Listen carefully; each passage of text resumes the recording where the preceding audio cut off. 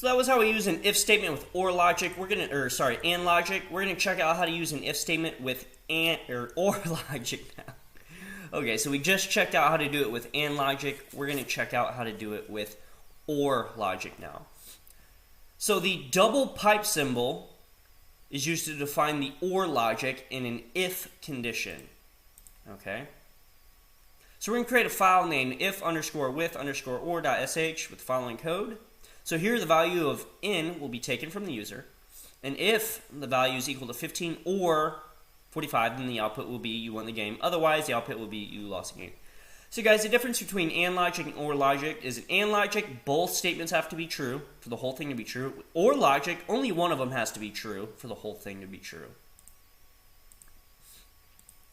So let's write that up here. Let's head to our virtual box.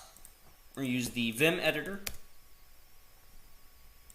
We're going to name the script if with or.sh. So if _with_or.sh. Insert mode. Always put our hash bling at the beginning of our scripts. Oops. I'm going to do echo. Enter any number. And we're going to use that read command. And we're going to assign that user input to the variable in. I'm going to start my if statement. I'm going to do a double square bracket again, because we're testing statements here. I'm going to use a parentheses again. We're going to say $in for variable in dash eq for equal 15. So if n is equal to 15 in parentheses, or double pipe symbol, parentheses again,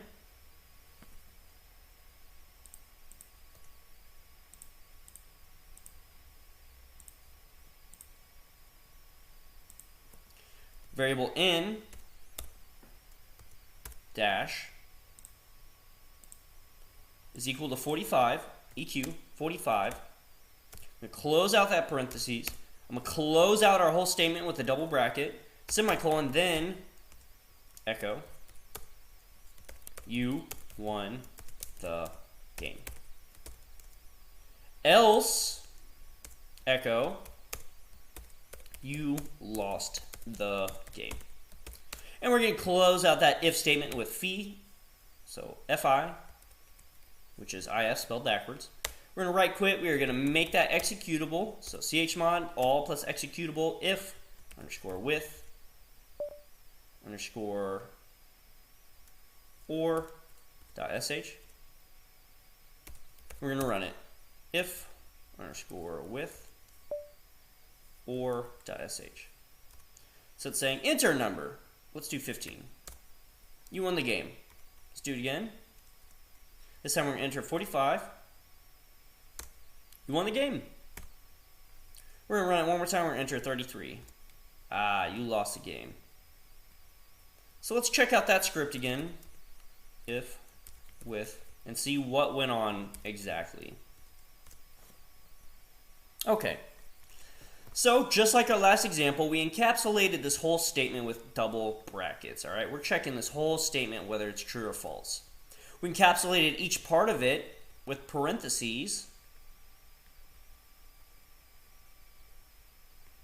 Okay, and then we used the double pipe symbol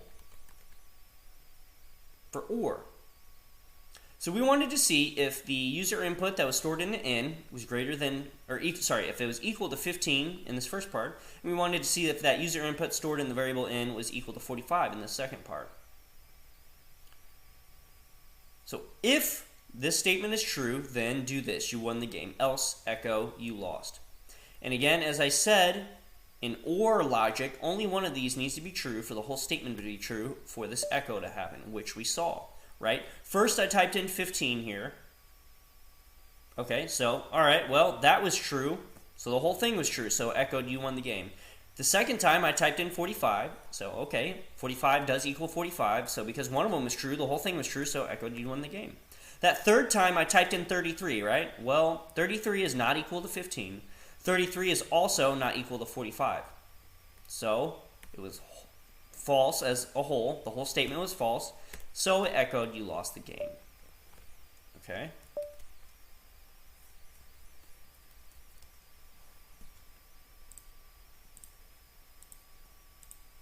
So that is how OR logic works in comparison to AND logic.